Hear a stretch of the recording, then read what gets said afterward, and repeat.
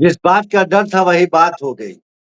Jantar Mantar protest 2.0 की शुरुआत Indian national youth Congress के राष्ट्रीय अध्यक्ष उदय भानु की तरफ से इसकी शुरुआत हो गई और कुछ विजुअल्स ऐसे हैं जो मैं आपको दिखलाना चाह रहा हूं। उसके बाद तफसील से बात होगी, तब तक बने रहिए जरूर, ये आपसे रिक्वेस्ट है।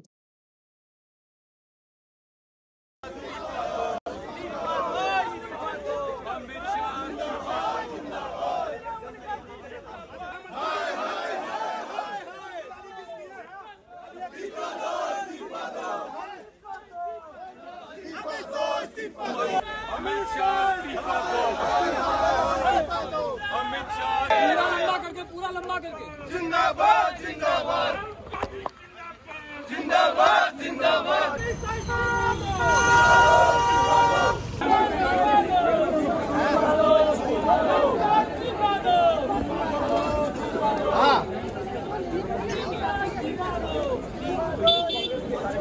संघर्ष करो, हम तुम्हारे साथ हैं। भैया संघर्ष करो, हम तुम्हारे साथ हैं। आगे बढ़ो। जिंदाबाद जिंदाबाद उदय भैया जिंदाबाद। जिंदाबाद जिंदाबाद हमारा नेता कैसा हो? हम तुम्हारे जैसा हो। जिंदाबाद जिंदाबाद गांधी जिंदाबाद। जिंदाबाद जिंदाबाद कानून जिंदाबाद। जिंदाबाद जिंदाबाद उदय भैया तुम आगे बढ़ो। मांग एक ही है कि हमें अमित शाह का इस्तीफा चाहिए, क्योंकि जिस तरह से देश के युवाओं के ऊपर लाठीचार्ज हुआ, पैलेट गन चली, आंसू गैस के गोले फेंके, इवन कि बिहार में AK-47 भी चला दी देश के युवा छात्रों के ऊपर, उसके जिम्मेदार सिर्फ और सिर्फ अमित शाह हैं। जब कल राहुल जी ने ये संसद में बात रखी तो सारे बीजेपी वालों को, किरण रिजिजू को मिर्ची लगी कि अमित शाह का नाम नहीं लिया। अमित शाह का नाम नहीं लेंगे तो किसका नाम लेंगे? होम मिनिस्टर कौन है? अमित शाह है। अमित शाह के कहने पे पुलिस वालों ने ये सब किया, ये वायलेंस किया। और अगर मान लो अमित शाह से बिना बोले बिना पूछे पुलिस वालों ने देश के छात्रों पे, युवाओं पे गोलियां चला दी, लाठीचार्ज कर दिया, आंसू गैस के गोले और AK-47 भी चला ली, और अमित शाह से पूछा भी नहीं, इसको पता नहीं, तो इतना बेकार और लल्लू होम मिनिस्टर भी हमको नहीं चाहिए, तब भी हमें उसका इस्तीफा चाहिए।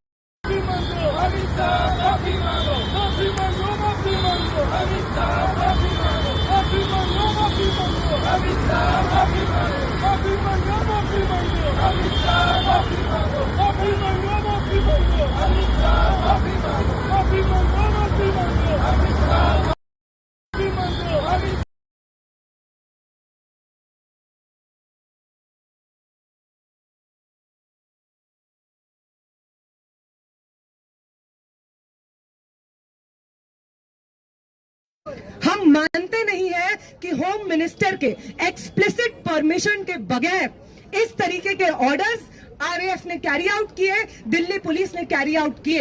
ये एक टेररिस्ट और क्रिमिनल स्टेट की निशानी है।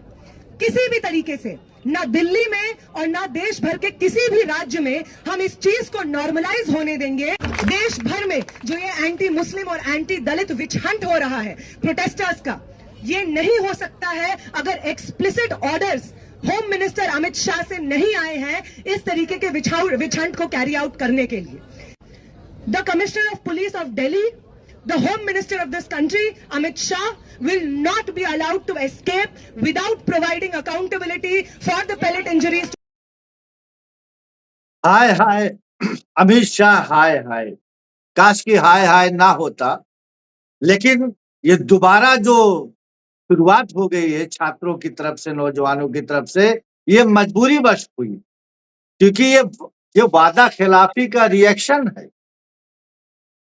JP नड्डा, जितेंद्र सिंह जो कॉन्स्टिट्यूशन क्लब में जो वादा करके आए थे नौजवानों छात्रों से, उस वादे खिलाफ के उसका प्रतिक्रिया है, उसका रिएक्शन है ये। अगर ये वादा खिलाफी ना हुई होती तो शायद आज ये सड़कों पे दोबारा ना उतरते। वो अलग बात है कि अभी यूथ कांग्रेस आया या आयशा की तरफ से शुरुआत होने की ये जो एक इंडिकेशन दिख रहा है, और उसके साथ साथ अभी NUCI और बाकी अन्य पार्टियों के जो छात्र संगठन और यूथ विंग है वो सब उतर जाएंगे। और इसी को देखते हुए हमें लग रहा है जंतर मंतर पे पूरे तौर से उसको बैरिकेड कर दिया, और अब की बार पहले 4 फीट और 6 फीट की जो बैरिकेडिंग थी, अब की बार वो 8 फीट से ऊपर कर दी गई है। और उसके साथ साथ उसको वेल्डिंग पूरा पूरा वेल्ड कर दिया गया यहाँ से वहां तक। तो ये घबराहट, ये छटपटाहट अब दोबारा सरकार के अंदर देखी जा रही है। और इसकी एक वजह और भी है, पार्लियामेंट के अंदर लगातार ये सवाल किया जा रहा है राहुल गांधी की तरफ से, अखिलेश यादव की तरफ से, कि आखिर अमित शाह इसका जवाब क्यों नहीं दे रहे हैं कि दिल्ली पुलिस ने उनके ऊपर इतनी क्रूरता, इतनी बर्बरता क्यों दिखाई और किसके ऑर्डर पे, किसके इशारे पे किया गया। क्योंकि गृह मंत्री अमित शाह हैं और ये पूरी जिम्मेदारी अमित शाह के ऊपर जाती है। और इस अगर उन्होंने ये आदेश नहीं दिया तो क्या इतने बड़े प्रोटेस्ट पे वो अनजान थे? और अगर दिया तो उसकी जवाबदेही बनती है, उसकी जवाबदेही तय होती है, उनको जवाब देना पड़ेगा। अगर जवाब नहीं दे सकते तो वो इस्तीफा दे दे। ये मांग, ये छात्रों की, नौजवानों की ये मांग है। जिम्मेदारी से नहीं बच सकते क्योंकि पूरी भाजपा आज 70 सालों की जिम्मेदारी वसूल रही है कांग्रेस से। कोई भी बात होती है कांग्रेस जिम्मेदार, कोई बात होती है इंदिरा गांधी जिम्मेदार, नेहरू जिम्मेदार, तो मनमोहन सिंह जिम्मेदार।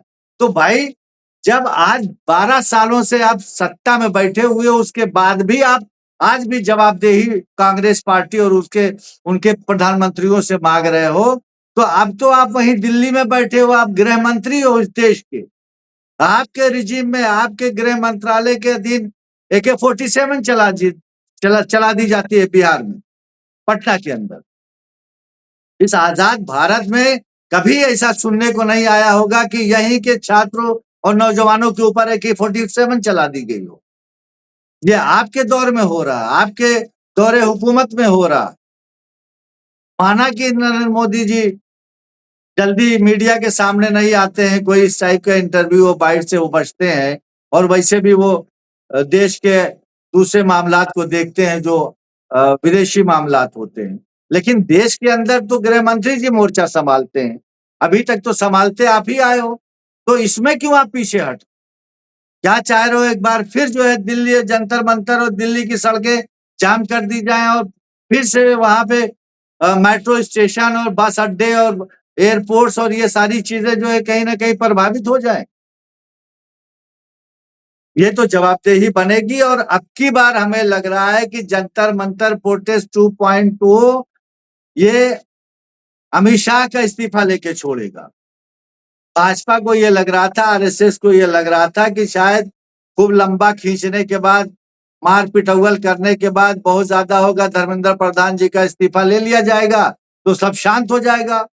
लेकिन उबाल इसलिए आ गया कि जिस शर्तों पे वहां से प्रोटेस्टर हटे, वो शर्त ये थी कि एक तो धर्मेंद्र प्रधान का इस्तीफा होगा, दूसरे जितने भी प्रोटेस्टर, जितने भी नौजवान छात्राएं वहां पे थी जिनके ऊपर मुकदमे लगाए गए थे, गंभीर धाराओं में मुकदमे लगाए गए थे, उनका सारा मुकदमा वापस लिया जाए, उनकी अरेस्टिंग वापस ली जाए। उसके साथ साथ जो छात्र और छात्राएं वहां पे चोटिल हुए, गंभीर रूप से घायल हुए, उनका इलाज किया जाए, उनकी देखभाल की जाए। उसके साथ साथ जो इस नीट पेपर लीक वाले मामले में जितने भी बच्चे जिन्होंने सदमे में आके सुसाइड किया, उनके घर वालों को मुआवजा दिया जाए। ये सब शर्तों के बाद प्रोटेस्टर वहां से हटे, तो भाजपा को लगा कि ऐसा मेन तो ये हो गया, हटे यहाँ से, बवाल खत्म हुआ। अब ऐसा करो आराम से चुन चुन के एक एक करके उठाते रहो, क्योंकि जाति दुश्मनी अब आ गई। जाति दुश्मनी ना आती तो ईमानदारी के साथ जो समझौता, जो शर्तों पे ये सारी चीजें खत्म हुई थी, उसका इम्प्लीमेंट होना शुरू हो जाता। लेकिन आप तो जैसे हर जगह धोखे वाला मामला करते हैं, कहते कुछ है करते कुछ है, वैसे यहाँ भी हो गया। तो वो जो छात्र नौजवान ठगा महसूस कर रहे हैं, अब उनकी तरफ से दोबारा उबाल आ रहा है, क्योंकि एक धर्मेंद्र प्रधान के इस्तीफे के अलावा कोई भी चीज अभी तक हुई नहीं पूरी जो उन्हें लगे कि हाँ उनकी संतुष्टि के हिसाब से सही है।